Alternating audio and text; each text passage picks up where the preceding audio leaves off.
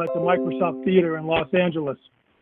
As Ray said, we have two-time welterweight champ Showtime Shawn Porter with his fan-friendly style against the unbeaten German contender Sebastian Formella in the IBF welterweight eliminator. Sebastian and his team were very happy to get the call for this fight. He's acknowledged how good of a fighter he thinks Porter is, and he knows this is his opportunity to prove that he belongs with the best.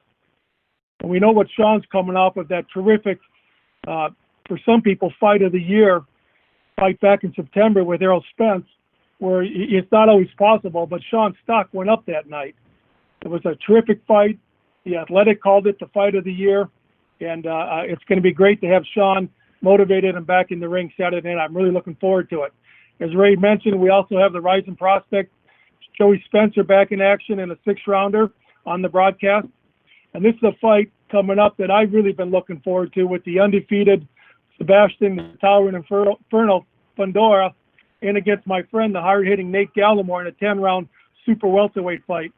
Nate's been, as he'll tell you, he's been sending me emails and contacting us for probably, what, Nate, the last 6 months? He wants to get back in the ring. He wants to prove himself again. And this is a terrific card. I'm really looking forward to it. So I'll turn it back to you, Ray. Thank you. Thank you very much, Tom. Well, yes, Tom did mention about Nate Gallimar, who is 33 years of age, born in Jamaica, fighting now out of the Windy City of Chicago. He actually happens to be the only man to give a defeat to current unified champion in Jason Rosario, and has close losses at the hands of Julian Williams, Patrick Teixeira, and Erickson Lubin. His record, 21 wins, 4 losses, 1 draw, 17 big wins coming by way of knockout. He has once again reunited with his longtime trainer, George Hernandez. Ladies and gentlemen, please welcome Nathaniel Gallimar. Nate, it's all you. Yeah, how you doing? I'm actually 32 and not 33. I don't want to add another. I'm on me right now, but yeah, you know, I'm glad to be back in the ring. You know, I'm fully focused and I'm ready. You know, I'm back with George, and you know, I'm ready to go out there and show the world what I have. All right. Well, at this time, we want to open it up for questions from the media. We hope all of you are doing safe and sound during the coronavirus pandemic. Operator, if you can open it up for questions. Absolutely. At this time, ladies and gentlemen, if you would like to ask a question, please press star 1 on your telephone keypad. Again, at this time, if you would like to ask a question, please press star 1 on your telephone keypad. We'll give it just a second for the queue to build. Okay, it looks like our first question is going to come from Keith Idek. Keith, your line is open. Hey, Nate. I was just wondering if you can assess Fundora as a fighter. Obviously, he's a very tall southpaw. He presents a different kind of challenge. What are your thoughts on him overall? Excuse me. Excuse me. Yeah, he's a great he's a good fighter. But I know that he ain't faced no opponent like me. So it's gonna be totally different. You know, they game plan, whatever they have, it's gonna be totally different when it comes down to facing me in the ring. Do you feel you've obviously fought a lot of top, you know, the best guys in your division, Nate? Do you feel that's one of the biggest advantages that you have over him, your experience against top opposition? Yes, that's something. That's something that I got to do with it too. But you know, I just know that my last couple of fights that wasn't me. You know, so I know what I bring to the table. So I have to just go out there and execute what I do best. Nate, why weren't you yourself your last couple of fights, do you feel? Because you know, now you have my coach in my corner, my first coach, and plus, you know, the other coach wanted me to do things that was not me, and I wasn't comfortable doing, and I was just thinking too much. You know, I would just fight my fight and just be me. So and that was a little, you know, a setback for me right now. So, you know, I know what I got to do with Saturday night. And what do you feel beating him would do for you in terms of putting you back maybe in contention for a title shot or something like that? No, that's the, it's just the first step. That's the first step to go where I need to go, in boxing. So I have to take care of him, and then, then the way gonna be wide open, and the gate gonna be wide open after that. I just have one last question for you, Nate. Obviously, you knocked out Jason Rosario. I know it can't happen, next maybe necessarily, but how do you feel about potentially getting a rematch against him? Sure. Yeah, sure. Jason Rosario is he's a good fighter. He's a great person as well. I'd like to share the ring with him again. To even up that, because he got the world title right now, and that's what I'm seeking. So that'd be an awesome fight to make. Do you think he'll beat Charlo? Charlo, or do you think he will beat Charlo in their fight next month? Yes. I think if Charlo imposed himself as he did with Tony Harrison, it's gonna be early night. He's not the one you can fight like that and fight aggressive. It's gonna be a short night because he got explosive power in both hands. So you feel Rosario could win early by knockout if Charlo comes after him? Yes, and that fight is not going the distance. Somebody's going to get knocked out in that fight. Thank you for your time, Nate. You're welcome. Our next question is going to come from Carlos Toro. Carlos, your line is now open. Thank you, and thank you, Nate, for taking time to talk to us. My first question is, obviously, you come into this fight having fought a number of great fighters, former and current world champions, but having lost 3 of your last 4, do you feel like there's maybe perhaps a bigger sense of urgency to win this fight, especially on the stage that you're at against a young, rising fighter like Sebastian Fundora? I gotta speed it up. I know I kind of like a little bind right now, but Saturday night I'll be able to have some leeway, when I take care of Sebastian. So I know what I got to do Saturday night. So that's how I worked so hard to get to this point again. And I'm fully prepared on this time. Have you been able to sort of look back on those fights against, J-Rock, Patrick Teixeira, and Erickson Lube, and kind of just see what you could have done better, and if you could apply some of those things for this fight against Fundora? Yes. You always got to study, on your downfall. You critique yourself and see what was the positive and the negative in that fight, and assess it with your trainer, and and then you fix those mistakes. So I know what it was in those fights that was missing. So that's why I'm well confident in what I need to do Saturday night. But lastly, how do you sort of prepare for a guy like Fundora? He's an extremely tall fighter, but he's someone who also likes to kind of mix it in on the inside, not typical of someone of his height. How do you sort of prepare for something like that during training camp? No, it's just it's not his height I'm worrying about. It's just working on working with the best southpaws out there, and get the angles, and and just work hard and be prepared for anything. Thanks, Nate, and best of luck on Saturday. Oh, thank you. Our next question is going to come from Jeremy Harridges. Jeremy, your line's open. Hi, Nate. Obviously, you kind of talked about your age before correcting it, saying you're 32. Fundora's 22 years old. This kind of pits up as a youth versus experience match. What makes you think that experience will win out in this matchup? Yeah. When it comes down to fighting me, I'm a different type of animal in the ring. I'm not no typical fighter, so I will show that Saturday night, and I just feel like I'm I'm the better fighter. You know, it ain't nothing against him, but I'm just feel like I'm the better fighter. Coming off the loss to Erickson Lubin and kind of reflecting on that, what were one or two things that you really learned from that fight? I took a lot from that fight. I should have fight, just be myself. I didn't have no coach in my corner. It was just certain things that was missing that fight, you know, and it just happened that way. But everything happened for a reason. So, you know, I can't complain. I can't look back, and I can't take back what happened. So I have to just move on and move forward. Final question.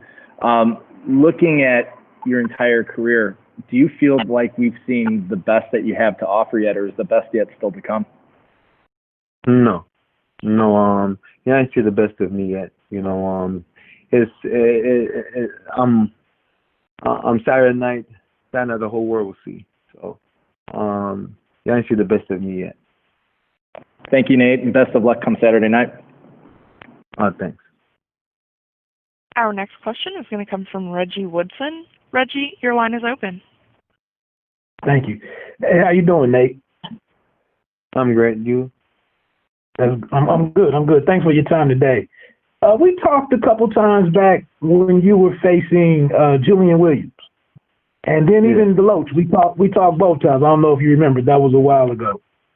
But it was some bad blood there in both of those situations. You know, one time you were successful, and then don't have any bad blood here with Fundora.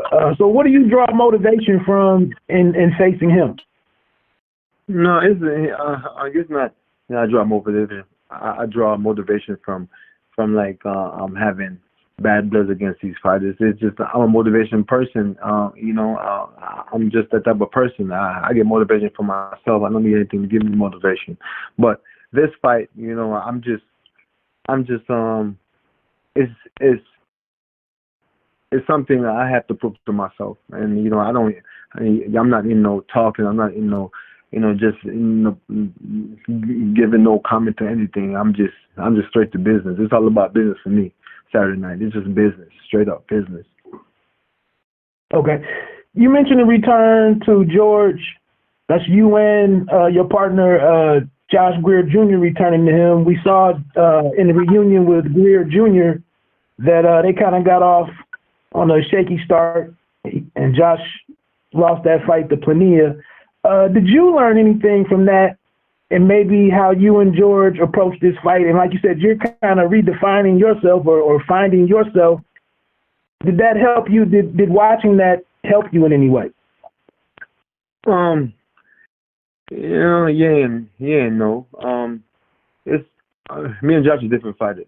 You know, I can't verse myself on his performance. You know, I'm a totally different person, so you know, I can't go there. You know, he's his own man and I'm my own man. So what I have to do is going to depend on me. You know, listen to him and what George has to say in training camp and everything, on the preparation and everything to go on this fight and capitalize on everything what Sebastian had.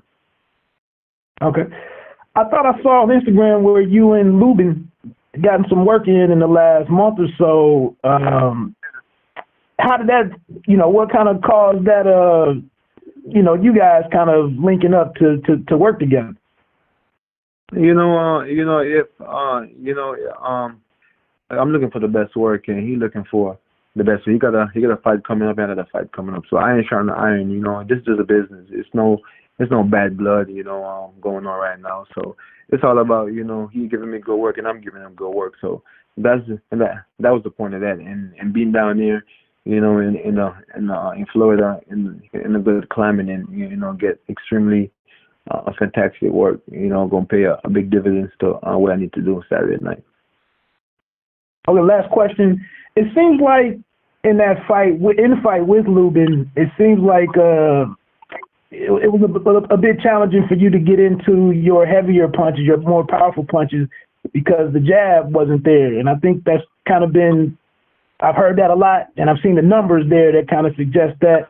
with this being a taller fighter in Fundora, could that be part of the change to game plan, to jab him more, to set up your more explosive or your power? It's fight. Y'all gonna see everything. I'm a fighter. I fight. So whatever I see he's doing wrong, and that's what I'm gonna capitalize at. I'm gonna go in there and fight. I can't think this what I'm gonna do, that what I'm gonna do. I'm just going there and fight. So let my hands go and let my hands keep talking. All right, best of luck to you, man. Good to see you back to work. Thank you. All right, well, now we will have Nate. If you have any final comments, Nate, and you get set to match up with Sebastian Fundora this upcoming Saturday, 8 Eastern, 5 Pacific time, Fox PBC Fight Night. Nate, final comments. Yeah, just I just want everybody to tune in on Saturday night. It's going to be an epic fight, and that's going to be a fight to remember. Stay tuned. Thank you very much, Nate. Greatly appreciate it. We wish him the best of luck on Saturday night. Now let's transition to the man who will be standing across the ring from Nate, coming up this Saturday live on Fox, representing his hometown of Coachella, California. He stands 6 feet 6 inches tall, has racked up an unbeaten record since turning pro back in 2016. Most recently coming off of a win over Daniel Lewis on the card of Wilder Fury number 2. He had a 2019 that saw him stop previously unbeaten fighters Donnie Marshall along with Hector Cepeda. In addition, he had an exciting split draw against fellow contender Jamonte Clark. He throws punches in bunches, loves to come forward, fan-friendly style, 14 wins, no losses, 1 draw, 9 wins coming by way of knockout. Ladies and gentlemen, please welcome Sebastian, the towering Inferno Fundora. How you doing? Do you have opening comments, Sebastian? It's nice to be here, It's nice that PBC's making boxing happen again, especially here in California. I don't have to travel far, so it's nice to keeping us safe. They're keeping us fed. I'm very grateful. Well, at this time now, we will turn it over to the operator for questions from the media.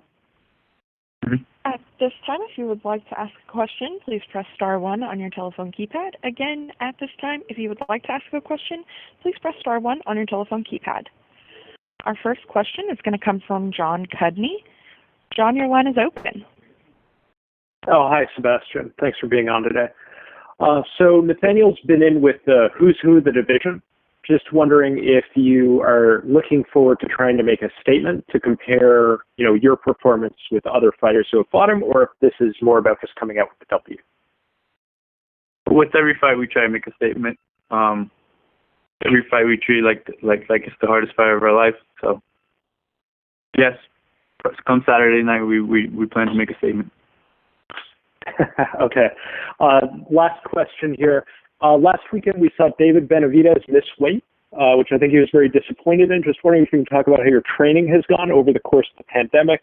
I just asked this because your frame is so big for the 154-pound division. If you see yourself having any trouble going into the scales tomorrow. No, we won't have no problem. Our camps are 2 different camps. We walk around our weight. We came prepared. We came prepared before we even got to the venue, so that's nothing we're going to have to worry about. Okay. Well, thank you very much, and good luck on Saturday night. Thank you. Our next question is going to come from Robert LaSalle. Robert, your line's open. How you doing, Sebastian? Good to hear from you. Hello. The question that I had for you is, they talked about in your intro, you're a very exciting fighter, go forward, offense, throw a lot of punches.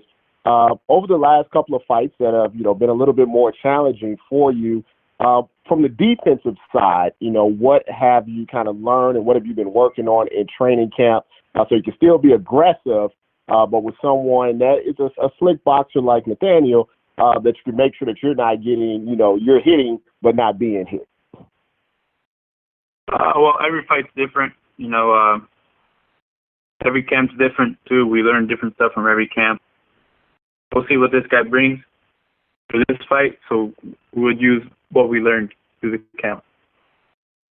And speaking of camp, with the pandemic and everything that's been going on, has camp been any different from you, or when this kind of all happened, especially as someone that's coming up and who wants to fight frequently, did it kind of disrupt you in any way, or did you just kind of just stay in camp, stay training, going forward, and just waited for the opportunity to when fights would be back available to you?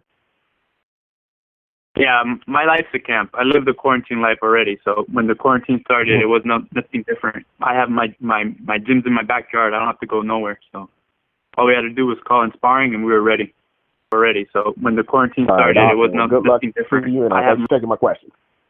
Thank you. Our next question is going to come from Michael Rosenthal. Michael, your line's open. Hey, Sebastian. You're same height as Anthony Joshua, basically, but you like to fight inside. You like to be aggressive.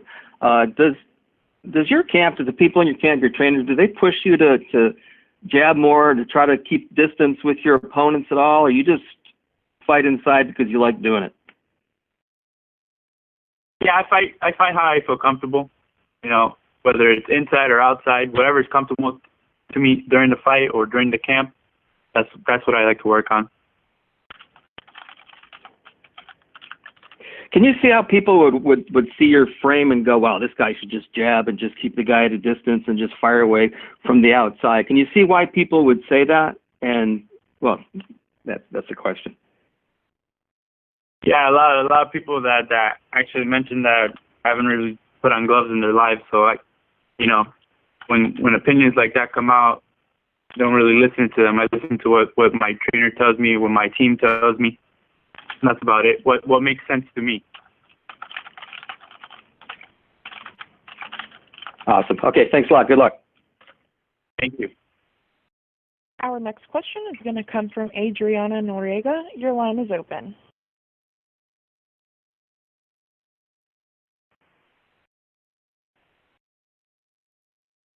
Adriana, your line might be on mute. Oh, hi, can you hear me? Yes. Hi, Sebastian. How are you? I want to talk a little about, I know you already mentioned some of your training, obviously due to COVID, things, change here and there. A little bit about sparring, about how difficult or how it remained the same in regards to finding sparring partners for you in this particular fight. So again, repeat the question. Was there any challenge in finding sparring partners for this fight because of COVID, or do you have a set of fighters that you kind of just, go to? It was not more difficult than before, let's say? No, it was easy. My dad finds sparring fast. He's good at finding sparring partners and stuff like that, so it was not a problem. This camp was as like any other camp. I have no problem with this camp at all. That's great to hear. Now, we know that you also have, your background is of Mexican and descent, something that sometimes in boxing you sometimes call the Mexican style or the Escuela Cubana. If you could put into words, how would you describe your style? Mexican style, definitely Mexican style. When I come into the ring, I only represent the Mexican side of me, so that's what I'm looking to show off. I know someone earlier mentioned about, you obviously have the height and usually have the reach advantage as well, where someone can say, use a little bit more of the Cuban style, make sure you jab at your opponent. That just doesn't come across you. You answer so surely with just Mexican style, just draw it out. Yeah, well, I've never been to Cuba or anything like that. I fought in Mexico plenty of times before. I don't know Cuba for nothing. I know they're good Olympians and that, but other than that, when it comes to boxing, all Mexican over here. Now you're taking on, of course, Nathaniel Gallimar, who has a victory, not just a victory, but a knockout victory over the reigning champion in Rosario. Do you feel that a victory over Gallimar can elevate you more and just get you closer to a title contention, I don't know, in a year or two or something? Of course, it's a smart move on my part. You know, this is another. They call him an elite fighter, so it's great for business. How close do you see yourself to a title shot, and how long? I can't make that decision myself. That's up to my team. But soon, definitely soon. All right, Sebastian, thank you so much. Best of luck on Saturday. Thank you. Our next question is going to come from Jeremy Harriges. Jeremy, your line's open. Hi, Sebastian. Obviously, a lot of people have talked about the competition that Gallimar's fought in the past. He hasn't always beaten them. I'm curious, from your perspective, do you see Gallimar as a huge step up in competition for you? Is he the toughest opponent of your career in your eyes? Of course. He's like I said, they classify him as a fighter in this division, so getting a win over him will be a big step forward for me in my career. Looking at some of the things that he does, in your eyes, from either film study or from what you've seen, what makes him such an elite fighter? I guess the people he fought. You know, we haven't watched anything really on him, but just the people that he fought champions in this division already. So, hearing you say that, I'm curious. So, as far as your preparation, I've heard all sorts of different ways that people prep. Is your mentality that you don't watch film and you kind of go in there and adjust to what he does, or how do you prepare for a guy like Gallimar? We cross all our T's and we dot all our I's. We make sure we prepare for anything. We're ready for anyone. Got it. Thank you, Sebastian. I appreciate it. Thank you. Our next question is going to come from Carlos Toro. Carlos, your line is open. Hey, Sebastian, and thanks so much for taking time to talk to us. You mentioned earlier about wanting to make a statement, or I should say, treating every fight like you want to make a statement. Obviously, you know, Nate Gallimar has fought a number of big names throughout the years, but he's never been knocked out or stopped inside the distance. Do you think that statement that you want to make is to be the first guy to stop Nate Gallimar inside the distance as a pro? As a fighter, of course, but we're here to win, whether it's a UD or knockout. So if the knockout presents itself, we'll definitely take it. Obviously, you've fought on television and you fought on the national stage a number of times already. Do you believe that, you know, with this win, with a win against Nate Gallimar, that you're now primed to sort of take that next step and maybe start being a consistent headliner for some of these BBC shows? That's the purpose of this fight. That's the reason why we take all these tough fights, so we can get to the position where we want to be. All my fights have been tests over and over and over again, fighting all these undefeated fighters, and we plan to take a step forward for this fight too. Thanks, Sebastian. Best of luck on Saturday. Thank you. All right. Thank you so much. Greatly appreciate it. Sebastian, if you have any final comments as we get set for our main event combatants. Yeah, I'd like to dedicate this fight to the coronavirus victims and recoveries, and to stay safe, continue wear your mask and wear your gloves, and let's beat this virus already. Get boxing back into the real world. Thank you very much to Sebastian Fundora. Well, from one Sebastian to another, this Sebastian, though, will be the main event against Showtime Shawn Porter, PBC, Fox Fight Night, brought to you by TGB Promotions and presented by Premier Boxing Champions. As we look ahead towards the 33-year-old who was originally born in Poland, now living in Hamburg, Germany, turned pro in 2014 at 26 years of age. He has risen up the ranks by winning 3 straight 12-round decisions heading into his U.S. debut on Saturday night. Actually spent some time training at Ismail Salas's gym in Las Vegas, where he sparred with Yordenis Ugas, who happens to be a former opponent for Shawn Porter leading up to this matchup. He's undefeated, 22 wins, no losses, 10 wins coming by way of knockout. Ladies and gentlemen, please welcome Sebastian Formella. Sebastian. Hello, nice to meet you. Sebastian, if you have any opening comments for the media listening around the world. Okay. If you have, how is training? You have comments, bro? Huh? You got comments? I'm ready for the questions. Okay, well, let's open it up to the operator if you have any questions for Sebastian Formella, who will be taking on Showtime Shawn Porter this upcoming Saturday night, live from the Microsoft Theater in Los Angeles. Operator? Just a reminder, if you would like to ask a question, please press star 1 on your telephone keypad.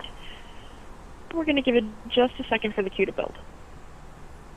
Formella, not with the dumb shit. Okay, looks Give like me our questions. first question is going to come from Michael Rosenthal. Michael, your line is open. Hello, Sebastian. You've been in some big fights, obviously, over in Europe, but this is a big, big deal, obviously, for you. It's a big, big fight, really big exposure for you. Are you excited for this fight? Yes, of course. I'm happy to have a chance to fight one of the best welterweight boxer, Shawn Porter, and we'll do all. I'm ready for the fight. I train very hard, and I'm very excited to do it. We all know what Shawn's style is. He's a swarming guy who's just all over you the entire fight. How do you prepare for a guy like that? And we make a plan A, B, and C, because he's a very strong fighter who comes forward and attacks somebody and go to the body, go to the head with very strong hands. And we make a plan to fight him. How we saw his mistakes and make a plan to fight him with good box style. So okay. I think a good move because I'm a good footwork and going to move around. I'm fast, and I think it's a good fight. And I have good skills to make the life of Shawn Porter in the ring very difficult.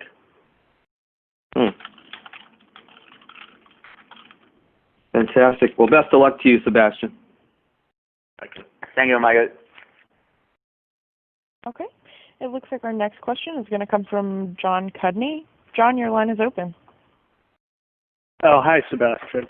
So Hi, John. for fans in the U.S. who aren't familiar with your style, just wondering if you could describe your style and your greatest strengths as a fighter. I'm a fighter who moves very often my body, fight with my reflex, so was fast, move around with the footwork, have a good distance, and I'm not the hard puncher like other boxers, but a very smart fighter who have often an idea to make the life of the other boxer very difficult in the ring. So, yeah, that's my style. Move around, fight very much fights with my jabs, move around many hands, fast hands. That is what makes me strong. Smart fighting. Okay, and what would you say gives you confidence in your victory on Saturday night? Again, please. So my footwork and my reflex, my fast jab. So everybody knows Shawn Porter. He's attacking very hard. The best style is towards him the infight, and I must take care of that to not make too much infight with Shawn Porter, and will fight with my plan. Okay, thank you very much, and good luck on Saturday night. Welcome. Thanks, you're welcome, Shawn. Our next question is going to come from Reggie Woodson. Reggie, your line is open. Hi, Sebastian, and welcome to the United States. Hello. Thank you. So they just mentioned you were able to get here and get in some work with your Danish you guys. Anything were you able to take away from that to kind of gauge the difference in the styles over here in the States versus, what you've seen thus far in your career? Du kannst sagen, also Jetzt, genau.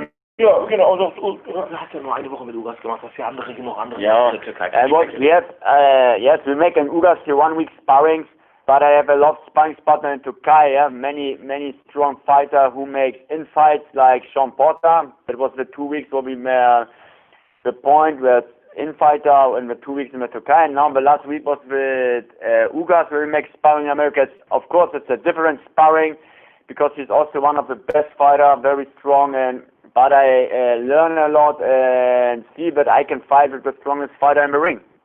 I see it in the sparring. Okay. You get over here, and you're now we don't have any crowds. So you think that that's somewhat an advantage for you, or is it a chance for a guy like Shawn to be more focused because there's no crowd noise? What's your thoughts on fighting? The one thing what makes me very sad is I cannot have the public and the people in the stadium. Yes, the atmosphere in America is for every fight so crazy and so beautiful, and that I cannot feel that because the hall or the stadium is empty. The Microsoft Theater is empty. That make me a little bit sad, but I think for the fight it's good. Because Shawn Porter knows to fight when 5,000, 10,000 people are crying for him. But this time it's an empty Microsoft Theater. Maybe it's like sparring. Yeah, nobody is so loud. The atmosphere is not so crazy like normally. So maybe it's a good thing for me because it's maybe like sparring and the atmosphere is not grow up the boxer. Okay, thank you. Best of luck to you, Saturday. Thanks. Thank you, Richie. Our next question is going to come from Adriana Noriega. Adriana, your line is open. Hi, Sebastian. Looking forward to your fight this Saturday. Hi. Obviously, it's an important fight, one step closer to potentially fighting for the WBC and IBF title down the line. What would you say are the keys to victory for this Saturday night? Yeah. What I said before, the movement of me, yes, my footwork, my fresh style, and my mind, also my mindset, yes. I say all the time, strong mind, strong life, yes. So I will go to the fight and give 120%, yes. And when I start to move around and make maybe Shawn Porter a little bit crazy, so it is difficult for him to reach me, so maybe it was really a very interesting fight for everybody. Yeah, Porter can have the different styles of fighting. What is it that you have to most avoid from him? What do you have to watch out for? Straight rate of the kill.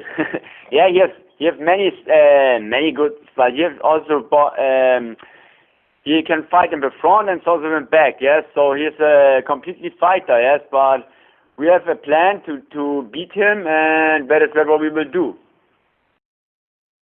Right.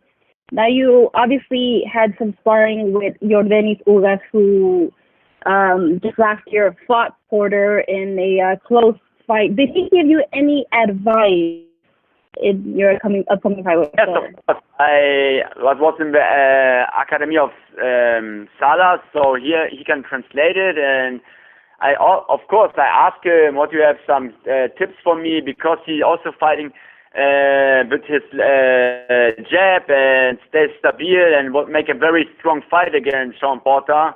And it was very good to make with him sparring, because I learned a lot in the 1 week and can practice this on the fight.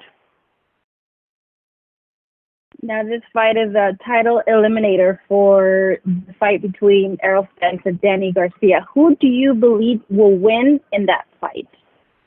Yes, of course. I'm the IBO World Champion, yes. I know it's not one of the biggest titles, but I'm IBO World Champion. And now it's very important.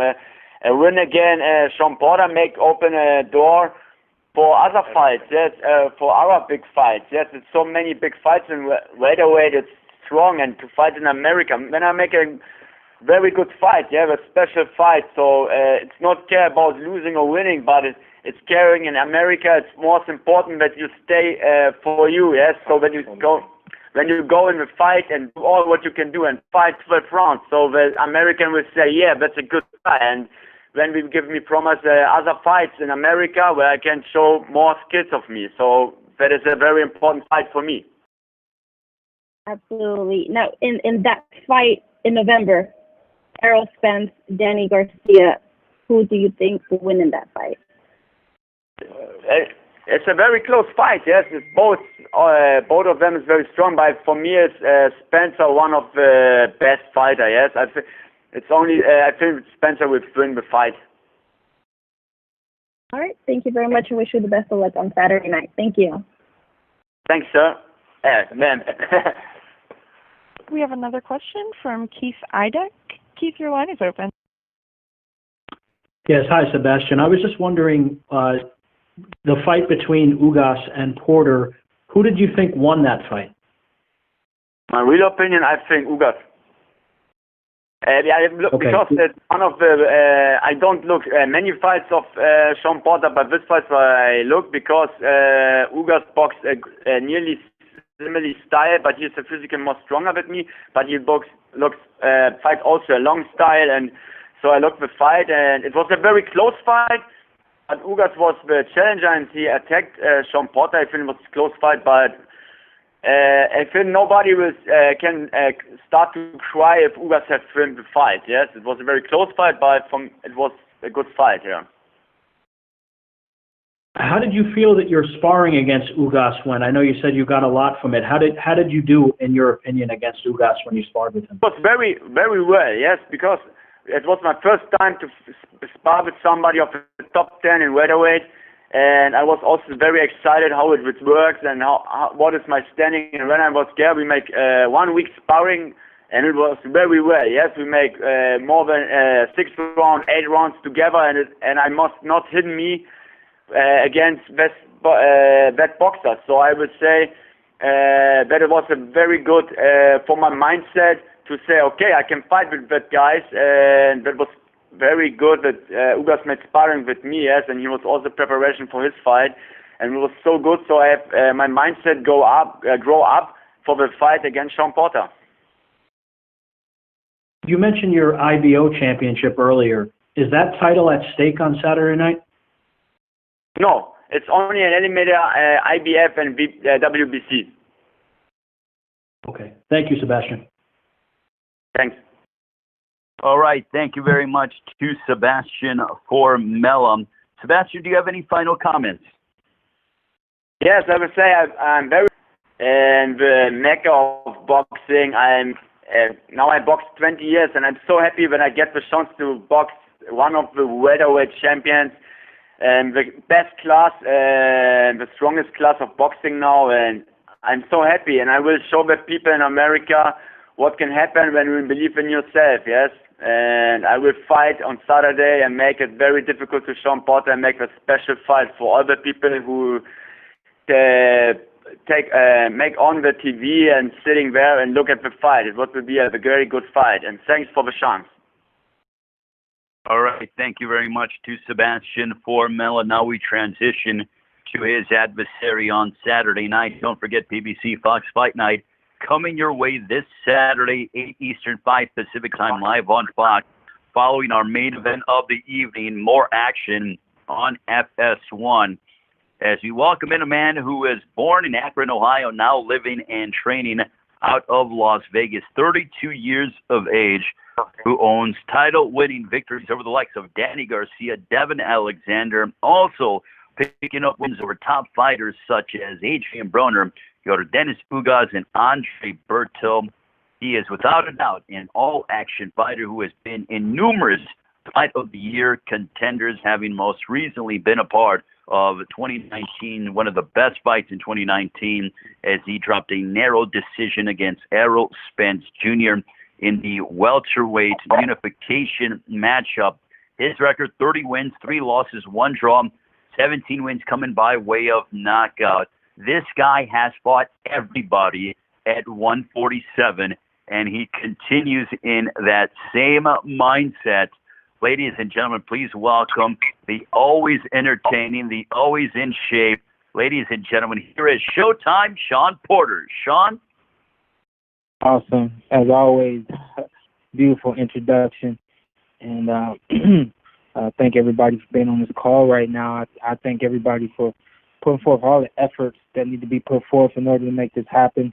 I know a lot of fighters right now in the world are wanting to fight, including myself. And I think with this fight for me, it was just a matter of getting boxing back going. And I know boxing has started back in June. We've had a couple of big fights since June, but I really do think that boxing gets kicked off on August 22nd with Showtime Shawn Porter versus Sebastian Formella. We've trained extremely hard. We have endured the conditions that everyone else has endured, and we made the best of every opportunity we've had. We started camping in my dad's backyard, punching a bag, hanging from a tree. That was back in April. Since April, we've built out the backyard. We have a rack, a couple of bags up, feed bags, ab work, exercises we can do. My dad installed turf in the backyard to do exercises on the turf. He's got a pool in the backyard. We've been able to do everything that we would do against any other fighter. We've been able to do all of that in preparation for this fight against Sebastian Formella. I do know Formella. I know that he is a boxer. I know that he likes to use the outside. He likes to move, which is not common for most professional fighters. So we're prepared to take the fight to him. Be smart, be very tactical, but be aggressive as always. And we're looking forward to going in there shining, looking great, making a statement to the world that boxing is here, and more importantly, that Showtime Shawn Porter is still here. So I thank you all for being on this call, and I'm ready for your questions. All right, well, we will turn it over to the operator with questions from the media for the two-time world champion, Showtime Shawn Porter. Ladies and gentlemen, if you would like to join the queue to ask questions, please press *1 on your telephone keypad. Okay, it looks like our first question is going to come from Mark Lellenwalla. Mark, your line's open. Hey, Shawn, how you doing? Good. How are you, Mark? Good, good. You know, you touched on some of his traits as a fighter, but from what you know and what you were able to see, how would you assess his overall fighting style, Formella? I mean, his overall fighting style, in my personal opinion, is it has more of a amateur rhythm because he's not going to stand in the middle of the ring. I don't think he's the type of fighter who can slip and counter the way some fighters can in the professional ranks. So I do think that his style is more of an amateur. He has a very well developed way of fighting that has really emerged him from the amateur program. Gotcha. And of course, you're no stranger to either Danny Garcia or Spence. How do you see that fight panning out come November? I think it's even greater fight now than it would have been back in, I believe, January when they were scheduling the fight between Errol Spence Jr. coming off of a insane car accident and Danny usually just doing what he does, which is taking his time to get back into the ring. I think that fight would have been premature in January. So I think that now is a great time for that fight. I love the style matchup. Both guys have contrasting styles that can make either one of them win the fight. Both guys have power in both hands. I think Errol Spence Jr. has a little bit more weapons, which is why I would give him. I think that he may very well win the fight. Anthony, I think he's coming to take both belts. Gotcha. And my last thing, Shawn, is this like one of the more dangerous fights as a boxer, as a former champ that you could ever face when you have something so great in front of you, but you can't get caught slipping at all against this opponent? You know what? I'm different from most fighters. I think that has become a trend or has been a trend in boxing where the fighter overlooks one fighter because he's looking for something great. But I've learned that a long time ago that you have to take the blessing that's right there in front of you, hone in on that, and make the best of it. And a lot, like I said in my introduction, we literally did everything that in my dad's mind, we did more than what we did in preparation for Errol Spence Jr. So in my personal opinion, I think we did just as much as we would have done getting ready for Spence Jr., Garcia, Keith Thurman, any of those guys. We treated this guy, Sebastian Formella, exactly the same in terms of our preparation and the mindset right now. Thanks a lot, Shawn. You got it. Our next question is going to come from Michael Rosenthal. Michael, your line is open.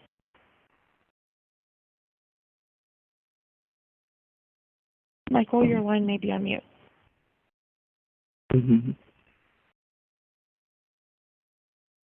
Michael. Mikey? Okay, well then we'll move on to Carlos Toro. Carlos, your line is now open. Hey, Shawn, thanks so much for taking time to talk to us. Obviously, with this fight being an IBF and WBC title eliminator, do you kind of see yourself just kind of keeping an eye on that Spence-Danny Garcia fight, and you kind of have a rooting interest in that fight, whether it be maybe getting another rematch against Danny or just wanting to avenge that loss against against Errol Spence? I think that's the plan. I'm not sure exactly when that plan developed. However, I do know that we were told this fight would be for one eliminator, and then as we approached the fight, it became for two eliminators, IBF and WBC. So I think common sense is all you need to figure out who I should be fighting after this fight. So that's the fight I'm keeping my eye on, but I'm keeping my eye on that fight as a boxing fan. I really do think that's going to be a great fight. Obviously, when you look at this fight and just kind of your mindset heading in, what's kind of been different coming out of this loss to Errol Spence than, say, when you have to sort of bounce back from the loss to Keith Thurman and to Kell Brook in the past? I promise you, nothing is different. And it starts with my dad. My dad is all about hard work. My dad is all about commitment. He's all about integrity. And we get that in every camp. We get that in every in preparation for every fight and every fighter. Doesn't matter who it is. So this fight against Formella wasn't about getting an opponent who wasn't known. It wasn't about getting an opponent who could only do one specific thing in the boxing ring. It was all about who's going to fight Showtime Shawn Porter right now. And it ended up being Sebastian Formella. But for our preparation, the mindset after the fight with Errol Spence Jr., it has always been the same, which is win. Get back in the ring and win, and that's what we're going to do. Lastly, I believe you mentioned earlier in the call that you were still able to sort of get everything done in training camp as you would for any other fight. But how different has that you have to sort of adjust to things when it comes to training, going to different places, when it comes to the pandemic, gyms closing, and just everything when it comes to preparing for a fight now in 2020? You know what? We made it happen, and I'll start with this. We were training at a track which was about 30 to 35 miles away from my house. It was a track, nobody's on it, and a brand new high school, brand new track and everything. But they gave it. It was the first high school that opened up the track. We were training there. And my dad said, "Don't you know a principal that lives around here?" So, okay, yeah, I'll call him. Call it a principal there, and I'm very active in my community. And I said, "Hey, we need a track to train on. Can we get the keys to the high school track?" And they actually made a spare key for me for the high school that is about a mile and a half away from my house. And I mean, everything was at our disposal. The only major difference, once we started sparring, when we went to the boxing gym, like you guys have done, and I think last weekend we had the fights in terms of wiping off the ring, wiping down the corners, wiping down the canvas, even the stairs. Everything, every single time we were at the gym had to be wiped off, sanitized. Gloves, headgear, cup, all of our equipment, everything had to be wiped off. So I think that was really the only adjustment that we had to make. Other than that, it was just a matter of finding sparring partners that could come in that would be safe and give us work. Eventually, we got that. And when I tell you that the Porters are blessed, I mean that in every sense of the word. Thanks, Shawn, and best of luck on Saturday. Thank you, Carlos. Our next question is going to come from Karen Tate. Karen, your line is open. Thank you. Hi, Shawn. Good to talk with you again. Hi, Thanks for taking the time to do this. We've talked before about your mental strength and just the mental state it takes to fight successfully with so much pressure. And it seems to me you and your team, you train extremely hard, and it seems like you all want to be sure that you're comfortable in uncomfortable situations. Would you say that's accurate? That is 100% accurate, and that, for me, is something that just kind of happened to develop as a youth. Was put in a ton of uncomfortable positions in and out of the ring by my dad, by other people, friends, family, so on and so forth. So very, very comfortable in an uncomfortable situation. I think a lot of times people may do something as there could be pressure coming from a certain situation or just some type of discomfort. But for me, yeah, and it seems like the ability to do that is what helps make you so versatile, right? I think so. I think the ability to have the biggest attribute is making someone else uncomfortable, or me making an adjustment that I just have to make to win a fight, and I'm always willing, and God bless, I'm always able to make those adjustments. I think that that's one big attribute that I have that not many fighters have in the world. That's fantastic. Thank you so much, Shawn. Good luck on Saturday. Thank you. Our next question is going to come from Jeremy Harriges. Jeremy, your line's open. Hi, Shawn. Thanks for taking the time to talk today. I caught your recent interview with Fight Hype where you predicted a knockout, and I was confident that a knockout's going to come in this fight. To keep it plain and simple, one thing we really worked on prior to even knowing we were going to fight Sebastian Formella, we've been working on power for months. We kicked up the strength program, held on to that a little bit longer than we normally would in camp, and I think the power is going to really show up on Saturday night. I know the power is going to really show up on Saturday night. I know that obviously with the pandemic that it's caused a longer layoff than you would have liked and anyone would have liked. I think this is your second longest layoff since 15 to 16 between Broner and Thurman. Does that make a big difference to how comfortable that you feel in the ring? Is longer to acclimate to a real fight? How do you experience that? None of that at all. And again, to keep it plain and simple, when we spar what's to 80-90%. I mean, our sparring sessions are like fights. They're mini fights. So if I'm sparring, three sessions and each session is 8 to 10 rounds, I've had 2 fights. I've had 2 6-rounders that week, easily. Mm-hmm. So we crank the intensity up. The intensity stays at a high level, and I think there's no mistake that my intensity is always at a high level when I'm in the ring, and it's because of how we train. So I'm not worried about ring rust. I know that last week we saw David Benavidez lose his title on the belt, and obviously making weight is always something that, especially considering now, is not always as easy for fighters that don't have access. Did that kind of jump in your head and give you added caution that that's not going to happen to me? Or how confident do you feel that your weight's going to be on point? The added caution was because of COVID. We knew that our protocol wouldn't be the same as it usually is the week of the fight. So we were prepared for everything. And at this point, I just got off the phone with the nutritionist before I got on with you guys. He says, do your interviews, lay down, relax, and don't move anymore tonight. You're good. So I have no worries, but, it's all about being a professional.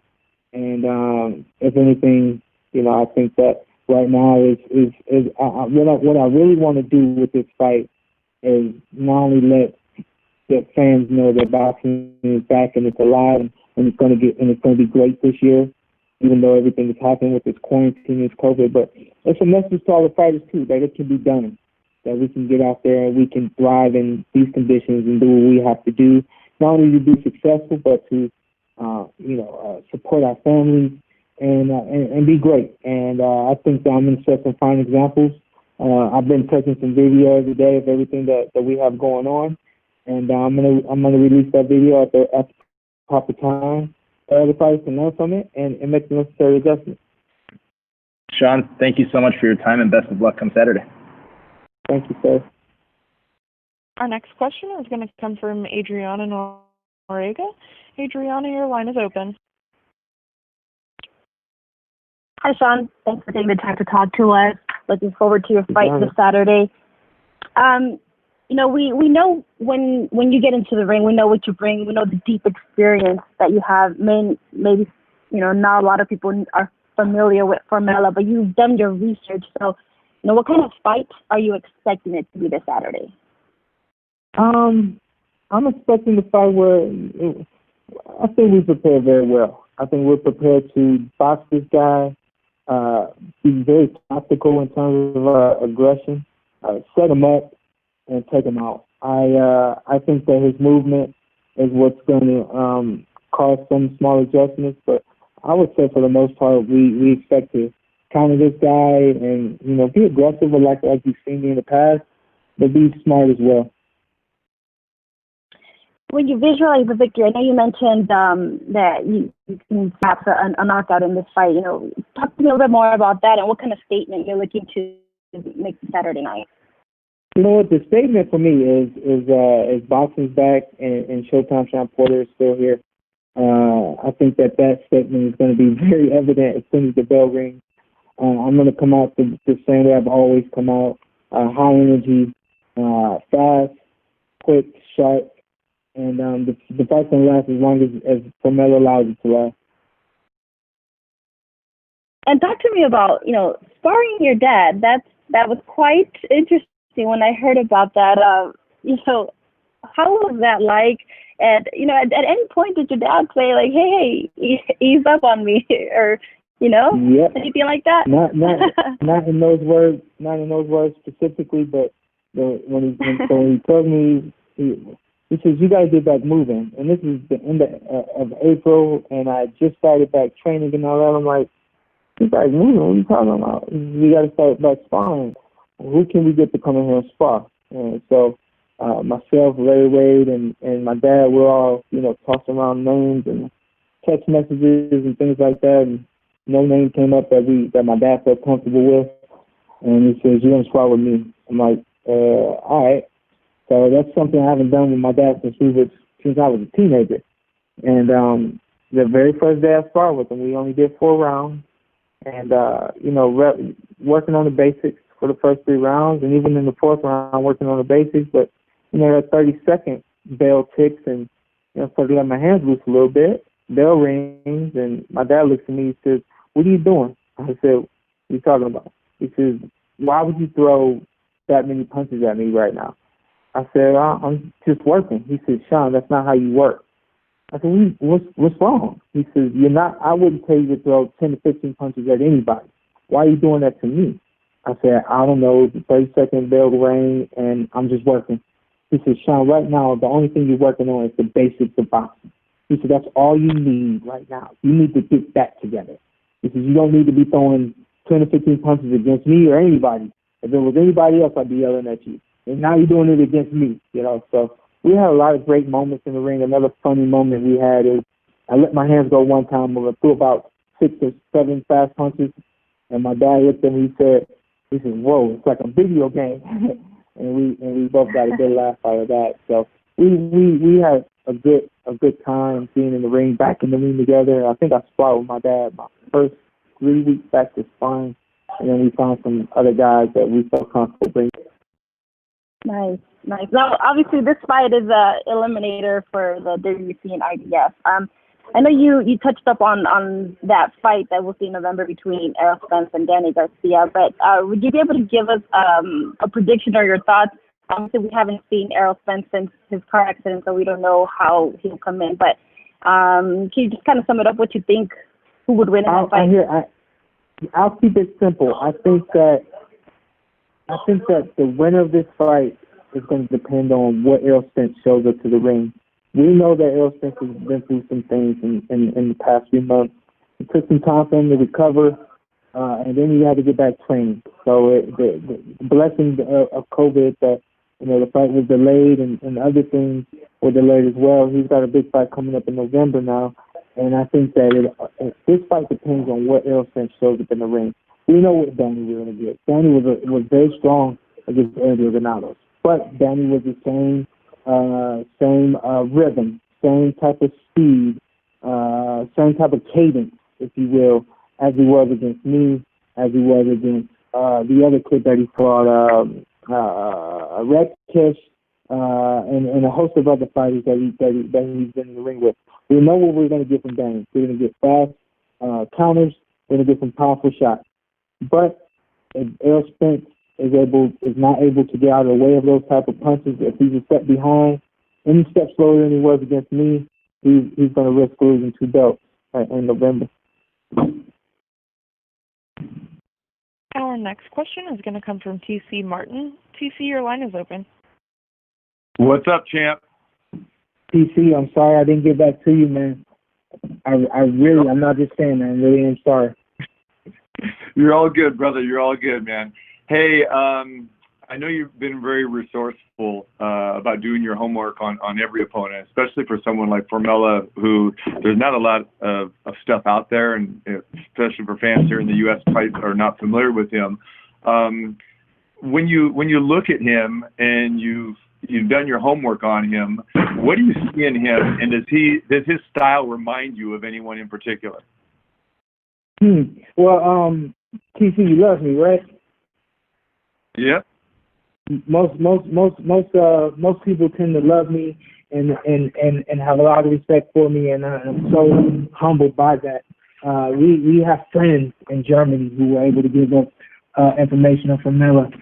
As soon as we found out we were fighting a German, it was like, okay, we never heard of this guy, we never seen this guy, but I'm sure we'll get something on him. And sure enough, we had people left and right reaching out to us to give us all the film we needed, all of the information we needed. We knew who he was training with in Germany. We knew when he was coming to the United States.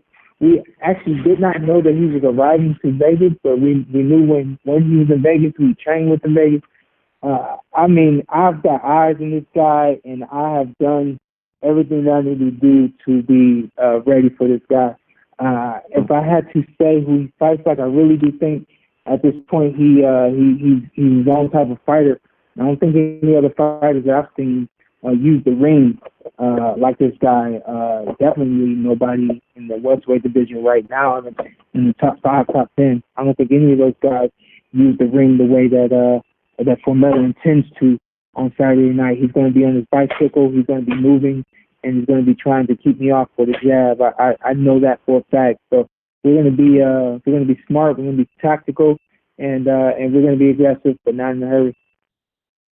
Does he remind you of anybody that maybe you faced in the past at all? His style? I can't say that he does. I don't think there's any fighter that I have fought definitely as a professional. There's some definitely as an amateur. He has a bit of an amateur style. I fought some Russians back in the day who like to use the ring, things like that. But I think that he's coming to the ring with his own type of style. And I don't think he's going to be ready for what these Americans got over here. Final thing for you, Shawn. Fighting with no fans, you're going to have a quiet atmosphere. I know you've been watching a lot of these fights, and I've talked to a few guys that were really thrown off by this after they had fights. And one particular fighter said, I hated it. I couldn't stand it. Are you concerned about any of that? And what are you anticipating under these conditions? Oh, I didn't know that anybody didn't like it. I think that once you get in the ring the adrenaline gets going, the energy gets going, and you do what you have to do. I mean, at the end of the day, these fighters have to remember that careers are on the line, wins and losses are on the line, money's at stake, championships are at stake. All of that is on the line, no matter how empty or how quiet an arena is. So I'll speak for myself personally. When boxing was first talking about coming back without fans, I was not for it. I didn't want to do it.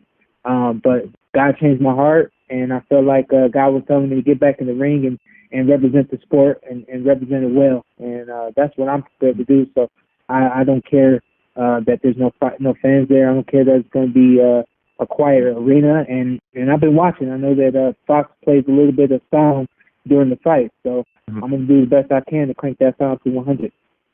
There you go. There you go. All right. Well, good luck on Saturday, brother. We'll be watching you, man. Good luck, and we know you're ready. Thank you. Our next question is going to come from John Cudney. John, your line is open. Hi, Shawn. Hi, John. So Jermell Charlo and Jason Rosario have a pay-per-view coming up at 154. Just given that you fought most of the top guys at 147, and in the amateurs you fought at 165 very famously against a bunch of big names, have you started to think about fights that could be there for you at 154? I watched Rosario when he fought J-Rock. I was impressed with his power. I was impressed with him as a boxer. I was impressed with how he handled himself on that stage. I know it wasn't the biggest stage. They were in Philly, but that's still you're taking on a champion in his own hometown. So I was impressed with that. I did watch that fight with thinking, hey, I think I could beat this guy.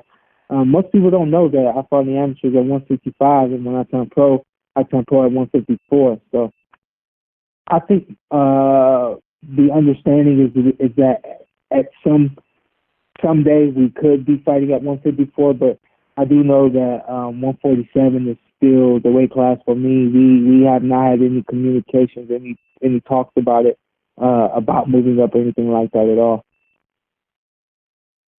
Okay. Well, thanks a lot, Shawn, and good luck on Saturday night. Thank you.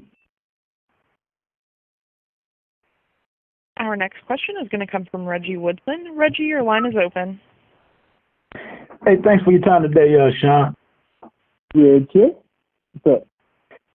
Hey, I know you're on Fox, and you make time to get out there for the Browns, man. Any level of discomfort about the NFL season and its COVID situation? I looked at my wife. She ain't having it. And it sucks because I go see the Browns at least once every year. I think last year I went to 3 games. So that sucks. I'm actually watching NFL Network right now. They got the Bengals up, and I'm waiting on the Browns to come back. It definitely is some discomfort. I know that most of the league isn't allowing fans this year. I don't know what the Browns are doing.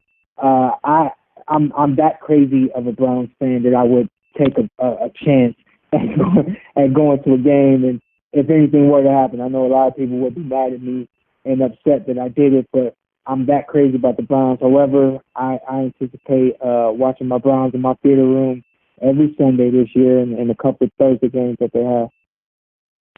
That's what I thought I'd ask. How do you approach this Formella fight, coming off of the recent opponents and then, trying to work your way back into facing some of those guys in some rematches and whatnot? Does this present a chance to maybe experiment with anything, or is it just straightforward business?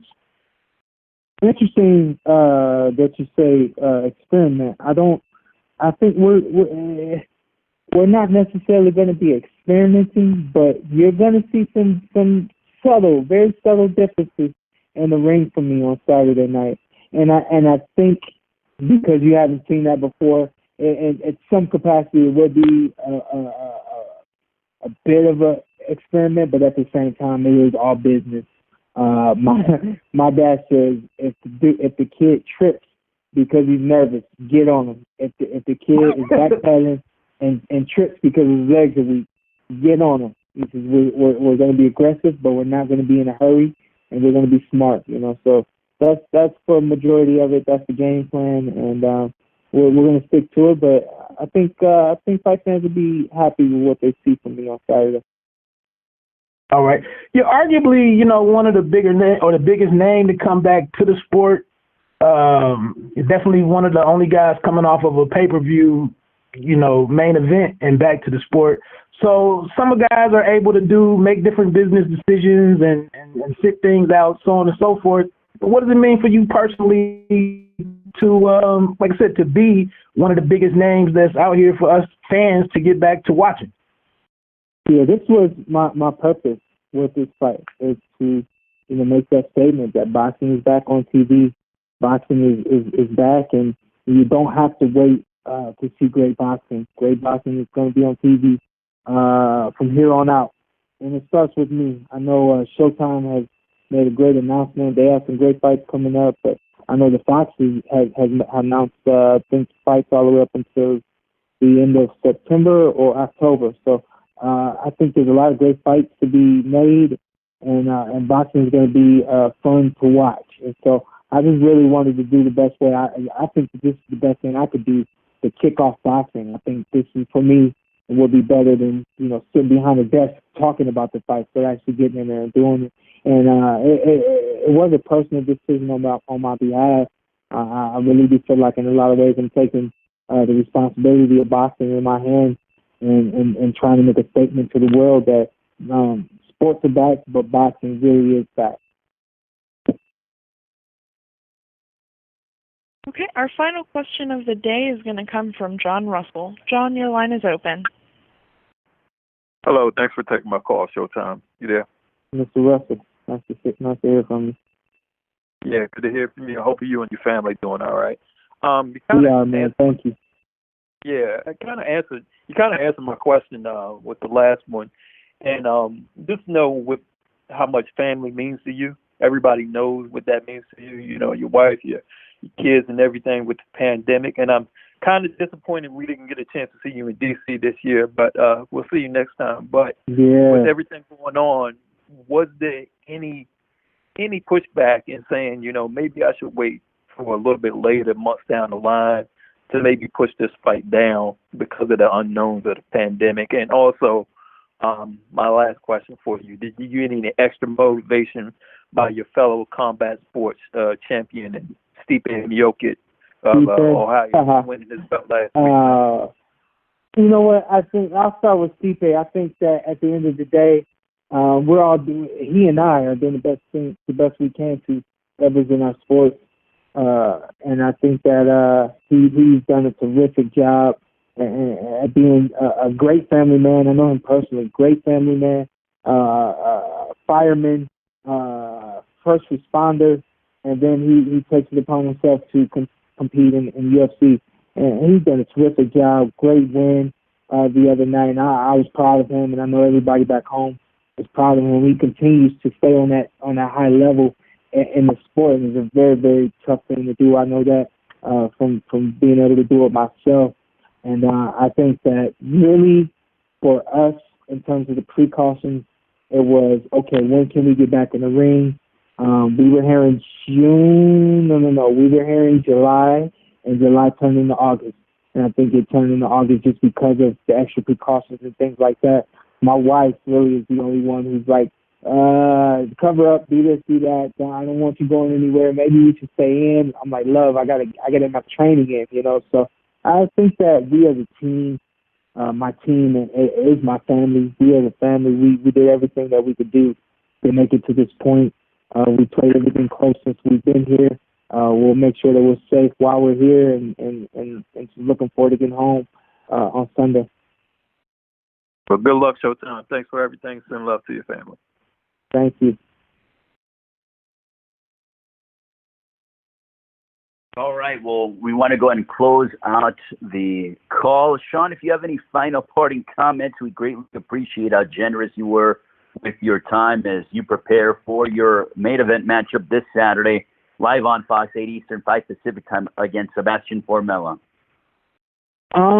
You know what? I think I'm at the end of the line now. Not much to be said at this point. I just want to thank everybody for tuning in and for being excited that I'm getting back in the ring. I'm excited myself, and I'm humbled to see other people get excited about myself, about boxing. So, as I said earlier, I'm looking forward to getting in there, representing the sport well, representing my family, my team, the best way that I can, and definitely be looking out after this fight. I'm starting a podcast.